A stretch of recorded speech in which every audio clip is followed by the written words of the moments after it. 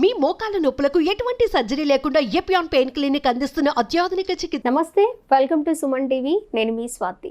Vitamin B12 లోపం ఈ సమస్య ఎక్కువగా వింటూ ఉన్నాం. అసలు B12 లోపం అనేది ఎందుకు వస్తుంది, దానికి ఉన్న లక్షణాలు ఏంటి, B12 లోపం వల్ల వచ్చే సమస్యలు ఏముంటాయి, విషయాలన్నీ కూడా మనం తెలుసుకుందాము. మనతో పాటు ఉన్నారు సీనియర్ వైద్యులు సిఎల్ వెంకట్రావు గారు. మాట్లాడేద్దాం. నమస్తే సార్. నమస్తే సార్, ఎక్కువగా వింటున్నాం సార్ విటమిన్ B12 లోపం అనేది. ఏజ్ని బట్టి ఏమైనా ఉంటుందా సార్? ఎందుకు వస్తుంది ఈ సమస్య, ఎలా నివారించుకోవచ్చు? మనము ఊహించని రీతిలో ఈ రోజుల్లో చాలామందికి, పిల్లలకి, పెద్దవాళ్లకు, పురుషులకు, స్త్రీలకు అందరికీ కూడా B12 లోపం అనేది మనం గమనిస్తున్నాం. నేను విద్యార్థి దశలో ఉన్నప్పుడు రక్తంలో B12 శాతాన్ని తెలుసుకునే పరీక్షలు లేవు. ఇవాళ మనం రక్తం ఇస్తే మనకు రక్తంలో B12 ఎంత ఉందో తెలిసిపోతా ఉంది. అది ఎంత ఉండాలి? 200 కంటే పైన ఉండాలి. 200 కంటే తక్కువ ఉన్నదంటే B12 లోపంగా గమనించాలి. పూర్వకాలం మనకి ఆ B12 అంచనా వేసే పరికరాలు లేవు, అటువంటి టెస్టులు లేవు, కనుక మనకు అవగాహన లేదు. ఈ మధ్య కాలంలో B12 లోపాన్ని గుర్తించటము, చికిత్స చేయటం ద్వారా అనేక మందికి ఉపశమనం అనేది లభిస్తూ ఉంది. B12 లోపం వల్ల 10 రకాల లక్షణాలు బయటపడతాయి. మొట్టమొదటిది రక్తహీనత. దీన్నే వైద్య పరిభాషలో అనీమియా అంటారు. ఈ రక్తహీనత ఉన్నప్పుడు మనము CBP కంప్లీట్ బ్లడ్ పిక్చర్ అనే రక్త పరీక్ష చేసినప్పుడు హీమోగ్లోబిన్ సాధారణంగా 12 నుంచి 15 గ్రాములు ఉండాలి. ఇది 6 7కో దిగిపోతుంది. రక్తహీనత ఉన్నప్పుడు అలసట, ఏ పని చేయలేకపోవటం, చేత కావటం లేదంటాం, ముఖం ఉబ్బటం, అలాగే కాళ్ళు ఉబ్బటం, 4 అడుగులు వేస్తే అలసట, ఆయాసం అనేవి ఇవి మనం గమనిస్తాం. మైక్రోస్కోప్ కింద ఈ B12 లోపం ఉన్న వాళ్ళ యొక్క రక్త కణాలను పరిశీలిస్తే ఉండవలసిన సైజు కంటే రక్త కణాల సైజు పెద్దదిగా ఉంటుంది. ఆ విధంగా మనకు అర్థమైపోతుంది. మైక్రోస్కోప్ కింద చూస్తే ఇది B12 లోపం వల్ల రక్త కణాల పరిమాణం, సైజు పెరుగుతుంది, సంఖ్య తగ్గుతుంది.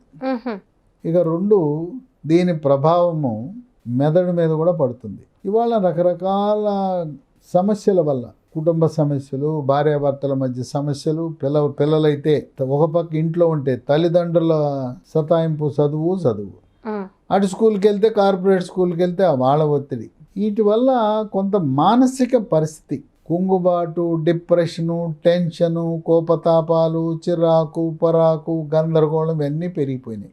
ఈ మెదడు యొక్క పనితీరును ప్రభావితం చేస్తుంది. B12 మెదడులో ఉండే కణజాలము బాగా పనిచేయటానికి ఉపయోగపడుతుంది.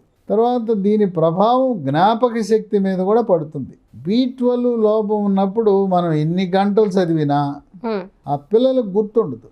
పెద్దవాళ్ళైనా కూడా మతిమరుపు అనేది వస్తుంది. విధంగా మెదడుని ప్రభావితం చేస్తుంది. ఇక 3వది తల. ఏమవుతుందంటే తల తేలిపోతున్నట్టు ఉంటుంది. అసలు తల బరువు లేనట్టుగా, బరువు తగ్గిపోయినట్టుగా ఆ భావం కలుగుతుంది. ఇక 4, దీని ప్రభావం కంటి మీద కూడా పడుతుంది. మసక రావటం. కంటి నుంచి మెదడుకి కనెక్షన్ ఒక నాడి ఉంటుంది, దాన్ని ఆప్టిక్ నాడి అంటారు. దాని మీద కూడా ప్రభావం చూపిస్తుంది. అందువల్ల కంటి చూపు మేరకు దీని ప్రభావం ఉంటుంది. ఇక 5వది చాలా సాధారణంగా అందరికి కనపడేది, అరిచేతులు, అరికాళ్ళు, మంటలు, తిమ్మర్లు. ఈ నరాల బలహీనత అనేది B12 లోపం వల్ల కనిపిస్తూ ఉంటుంది. షుగర్ ఉంటే దీని ప్రభావం, ఓ పక్క షుగరు, మరో పక్క B12 లోపం వల్ల అరిచేతులు, అరికాళ్ళు మంటల తీవ్రతరం అయిపోతుంది. ఇక 6, ఏకాగ్రత లోపిస్తుంది. ఏకాగ్రత లోపించడమే కాక 45 ఏళ్ళు దాటిన తర్వాత మతిమరుపు వ్యాధి, ఆల్జీమర్స్ అనే వ్యాధి వస్తుంది. అది కూడా ఈ B12 లోపం వల్ల వస్తున్నట్టు వైద్య పరిశోధనలు వెల్లడిస్తూ ఉన్నాయి. ఇక 7 చాలా విచిత్రం. ఈ B12 లోపం ఉన్న వాళ్ళు తిన్నగా లైన్ మీద నడవలేరు. వీళ్ళు లోపం వల్ల దాని ప్రభావం మెదడు మీద చూపించి, ముఖ్యంగా చిన్న మెదడు మీద చూపించి తూలిపోతుంటారు. వీళ్ళ పరిస్థితి ఎట్లుంటుందంటే B12 లోపం ఉండి చిన్న మెదడు మీద ప్రభావం చూపిస్తే సారా తాగిన వాడు ఎలా తోలుతుంటాడో అలా తోలుతూ ఉంటాడు. అంటే ఇది మన బ్యాలెన్స్, కంట్రోల్ తప్పుతుంది. తోలటమే కాదు, కొన్ని సందర్భాల కింద పడిపోతారు. పడిపోతే అదే వృద్ధులైతే తుంటెం కూడా ఇరిగిపోయే అవకాశం ఉంది. తుంటెమి కిరిగిపోతే పెద్ద బెడ్ మీద ఆపరేషన్ వేశారు చేయవలసి ఇంకా. ఉంటుంది. ఇక 8 ఆకలి నశించిపోతుంది. ఉమ్, అకారణంగా ఏమీ తినాలనిపించదు. ఎంతో ఇష్టమైన ఆహార పదార్థాలు వండి పెట్టినా కూడా, ఎంతో ఇష్టంగా తినే అవి వండినా కూడా ఏమీ సహించదు. ఉమ్, ఆకలి పూర్తిగా నశించిపోవడానికి గల కారణం ఏంటంటే జీర్ణ రసాలు, జఠరసము, క్లోమరసము, పైత్యరసము లాంటి రసాలు ఉత్పత్తి కాక ఆకలి పూర్తిగా మందగించిపోతుంది. ఇక 9 దీని ప్రభావం నాలుక మీద కూడా పడుతుంది. నాలుక మామూలుగా కొంచెం తెలుపు రంగులో ఉంటుంది, లేదా పింక్ కలర్లో ఉంటుంది. ఆ నాలుక అంతా మొత్తము ఎర్రగా అయిపోతుంది. ఆ నాలుక ఎర్రగా అయిపోవటం B12 లోపాన్ని కొట్టొచ్చినట్టు తెలియజేస్తుంది. 10 పార్కిన్సన్స్ వ్యాధి అని ఉంటుంది. వణుకుడు రోగం ఉమ్, అంటే ఏది చేతులు వణుకుతుంటాయి, లేదా కాళ్ళు వణుకుతుంటాయి, రాయాలంటే వణుకుడు, తర్వాత సంతకం పెట్టాలంటే వణుకుడు. ఈ విధంగా వణుకుడు రోగం B12 లోపం వల్ల కూడా వచ్చేస్తుంది. ఈ B12 లోపం గమనించిన తర్వాత దీనికి వెంటనే మనం ఇంజెక్షన్ చేయించుకోవాల్సిన అవసరం లేదు. ఉమ్, B12 ట్యాబ్లెట్లు ఉంటాయి, ట్యాబ్లెట్లు వేసుకోవచ్చు. లేదు సహజ సిద్ధంగా మనకు పాల ఉత్పత్తులు. ఈ B12 లోపము ఎక్కువగా శాకాహారులకు ఉంటుంది, ఓకే సార్. మాంసాహారులకు ఉండదు. ఎందుకంటే మనం తినే చికెను, మటను, చేపలు, రొయ్యలు, కోడిగుడ్లు వాటిలో పుష్కలంగా విటమిన్ B12 ఉంటుంది. శాకాహారుల్లో కూడా ఎవరైతే పాలు, పెరుగు, మజ్జిగ వాడరో వాళ్ళలో ప్రస్ఫుటంగా విటమిన్ B12 మనం గమనిస్తాం. ఓకే.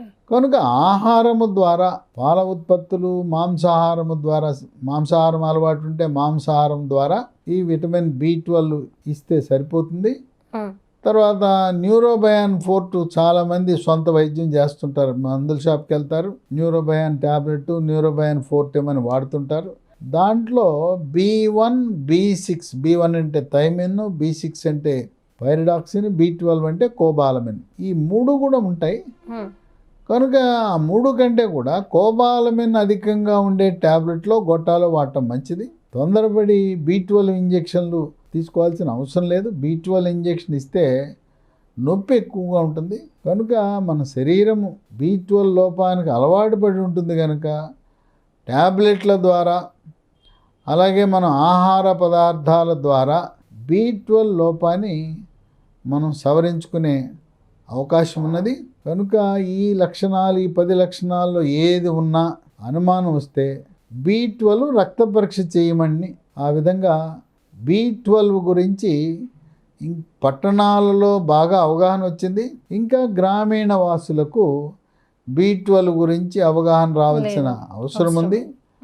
ఈ B12 విటమిన్ల గురించి మరి పాఠ్యాంశాలుగా విద్యార్థులకు బోధిస్తున్నా ఈ పిల్లలు వాళ్ళ తల్లిదండ్రులకు, వాళ్ళ ఇంట్లో ఉండే వృద్ధులకు విటమిన్ల గురించి అవగాహన కల్పించవలసిన బాధ్యత నేటి తరం విద్యార్థులపై ఉంది.